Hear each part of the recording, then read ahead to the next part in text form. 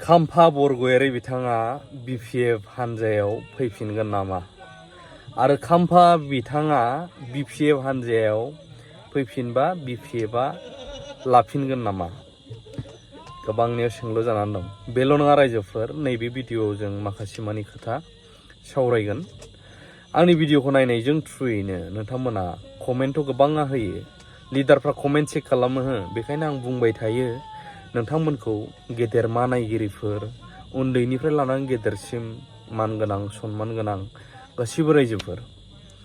खोथाया जाहैबाय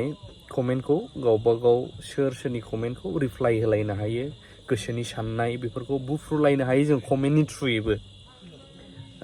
किसुमानखौ रिप्लाइ होलायनानै। दा खोथाया जाहैबाय देरहानायाथ' देरहाबाय, BPFआ सरखार दाबाय, जेब्ला भट सम फैयो बे समावथ' गोबां जिखुनु पार्टिनियानो गोबां खोथा होलायो, बखिलायो, बुख्रुबलाय सुख्रुबलायखौबो जों नुबोबाय। दा गोबां इन्टेलेक्चुयेलफोरनि साननायाबो नैबे जानानै दं आरो आंनि साननायाबो बे, खायफा ओरैबायदि जोंनि गेजेराव थायो लिडारफोरा थिगखौनो सानोब्लाबो लिडारनि खेदार सेलादार बेलादार बैफोरो माखासेया मालाबा जों ओरैबायदिबो नुयो लिडारनिफ्राय जौसिनाव थानाय बिसिनि रावफोरा, बेफोरथ' जायो दे, बेखौबो बुंनांगौ गैबावला। नाथाय गोबांहा आंनि नुनायाव गिनाय दंदां, जेरैबायदि प्रमद बर' साराबो सिगां गोबांथार खोथा होदोंमोन नांनायनि बारा, गामि गामि कम्पिउटार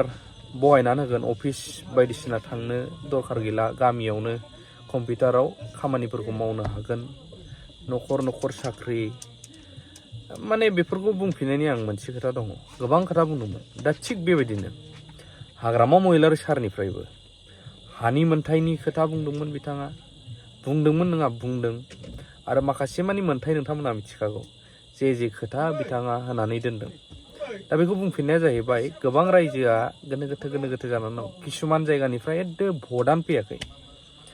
किसुमान जायगायाव दङ इसिबां रोजा भटआ 11,000नि जायगायाव 2,000ल' फैदों। बैफोर जायगायाव बोरै मा खामानि मावहैगोन, आरो बै मावग्राफ्राबो बेफोरबायदि किसुमाना साननानै दं जानो हागौ। दा बेनिखायनो जायफोर लिडारफोर, रायजो राजाहा रावहाबो पलिटिकेल पार्टि थाया एक्सुवेलि। नंगौ नों BPF, आं UPPL, नों BJP, आं कंग्रेस, बै TMC माबा माबि बेफोरबायदि जोंनियाव बुंनाया थायो, नाथाय बेफोरखौ मेनलि खालामो बैफोर लिडारफोरा बाहागो राननानै दोनो जोंनि माखासे रायजो राजाफोरखौ, गैयै न'खरनिफ्राय लानानै लेखा गोरोंनिफ्राय लानानै रोङै केटागरिसिम गासैखौबो ओरै खालामनानै दोनो गोदै गोदै खोथा होनायजों। बेखायनो दानि मानसिफोरनि लुबैनाया जाय गामि गोदान हाबसननायफोर, समस्थिथ' बाराय जायासै अब्लाबो गामि गोदान माखासे हाबसननाय दं, आरो सिगांनिखा जायफोर नांगौ, मेनलि लुबैनाया हानि मोन्थायखौ लिडारा होनो हायोब्ला बाव लिडारनि खहा जाया, जोंनि हारिनि थाखायबो गोबां गोग्गानो गोनां, जोंनि गोबां मानसिफोरनाव गैया मोन्थाया। आरो बे मोन्थायखौ होनायाव सरखार दाथ'वाखै, दानो दावराव खालामथ' नाङा, दानायनि उनावबा जोंबो मावाबाथ' जोंबो बुंनांगोन आरो रायजो राजायाबो बुंगोन आसि थुग्रा, आरो अपोजिसन पार्टियाबो स्ट्रं जानांगोन। अपोजिसन पार्टिया स्ट्रं जायाबा, सोंखारिग्रा बखिग्रा आरो एग्लुंग्रा थायाबा रुलिं पार्टियाबो मालाबाबो गोरा जाया। बेखायनो पार्टिया जाय हक जाय थक माने रायजोफोरा सोरबा UPPL, सोरबा BJP, सोरबा BPF बा सोरबा कंग्रेसबो थानो हागौ, नाथाय जाय रियेल फर द पिपोल ना, मानसिफोरनि थाखाय, सुबुंफोरनि थाखाय सांग्रा लिडारा मालाबाबो बेफोरखौ नाया। बेखायनो गासिबो गामियाव जे मोन्थाय बेखौ इकुवेलि होनांगौ। बे नङादि आं पार्टियाव ओंखारदों आंल' मोननांगौ, आंसो बिदि खालामदों, आं मानो क्रेडिट मोनाखै, बिदि नङा।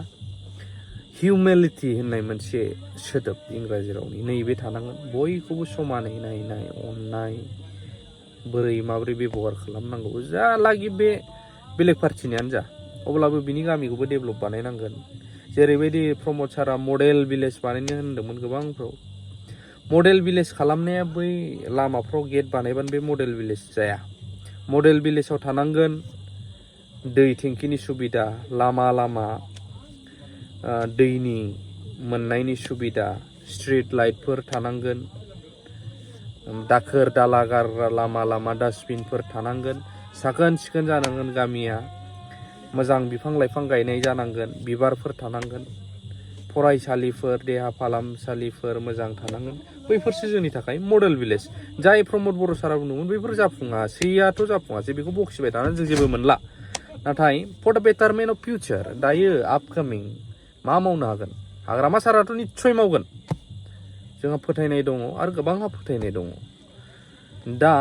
बिनिफ्राय लानानै थांग्रा बै गाहाय लेभेलनिया मोजां मावाब्ला हाग्रामा सारा निस्सय बदनाम मोनहैफिनगोन बेखायनो एबार थाफाग्राफ्राबो आरो हाग्रामा सारनि गोबांफ्रा गाहाय ग्रासुवेट लेभेलसिम इनकुवारिबो खालामनांगोन मावदों मावाखै जाख्ल'ग्राफ्राथ' मा थाखायो जेरावबो आजिखालि आरो जाय समावहाय हाग्रामा सारखौ गारनानै थांदोंमोन गोबां मानसिफोर बैफोरखौबो दिनै खिथु नुनो मोन्दों मानो लाजिया गोबाङा बुङो जोंखौ थाखा फैसानि थाखाय खारो मायो गोबाङा जोंखौबो बिदिब्ला जों प्रमद बर' सारजोंनो बै समनिफ्रायनो खिथु खारफासिगौमोन ससियेल मिडिया सालायग्रा हिसाबै नाथाय जों खाराखै दा सोब खोथायानो बादो जिखुनु पार्टियावनो थाया मानो जिखुनु मोनथाय गोबां जायगायाव नायनांगोन दायित्व दङ MLA MCLA आरो EM सारमोना आरो मस्ट प्रबाबलि सनितपुराव थानाय दिखियाजुलि हग्राजुलि बेलस्रि नांलाजोबो जेसेबांनाखि गामि हाबदों बिश्वनाथ सारियालि गहपुर बैफोर ओनसोलफोराव गोबां गोलैसोनाय लामाफोर दङ नायोब्ला खास्रि बिस्रि दुखु मोनखाङो जे जायगायाव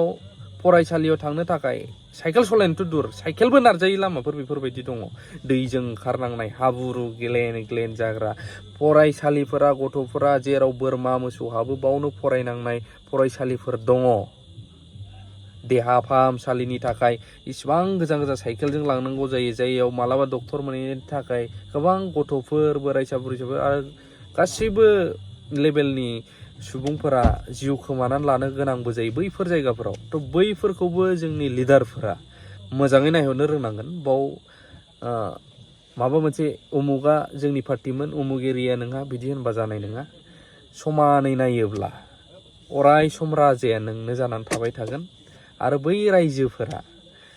नोंगौ नोंनि उल्थामोन अब्लाबो नोंखौ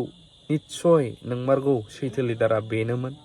थैस' थांस' नोंखौनो सायख'गोन बा नोंसोरखौनो सायख'गोन सारमोनखौ बेखायनो आं रायजोनि जानानै आं दानिफ्रायनो बुङो सरकारा दाग्रोथों बारा दावराव खालामथ'नाङा जेरै दिपेन बर' सारा दानिफ्रायनो सोमावसारनायनि बुंबाय थादों सिगांनो मानो बुङाखै बे खोथाया फैयो आरो फैगासिनो दङ थिग बेबायदिनो सरकारा दाग्रोथों दाखांनायनि उनाव एसे डिपार्टमेन्टफोर लांनाय मानाय बेफोरखौ बोसोरसेखौनो टाइम होबावदो लाबोफिननो मेक्सिमामखौनो बिनि उनाव जेबो खालामथाराब्ला जोंबो आरो जाय कारापसन मावग्राफोर बैसोरखौबो जोंबो एग्लुंनांगोन इनकुवारि खालामनानै हाग्रामा सारनिसिम बा सरकारनि खोमासिम टप लिडारनिसिम जों लाबोनांगोन नैबेखौ जोंबो साननानै दंखायो रायजोफोर बेखायनो सिन्था दाखालाम आंनाथ' पार्टि रायजोआ पार्टि थाया दै जानो हागौ BPL BJP खालामदों सोरबा आं बार बुंबाय नाथाय बे लिडारफोरनिसो दस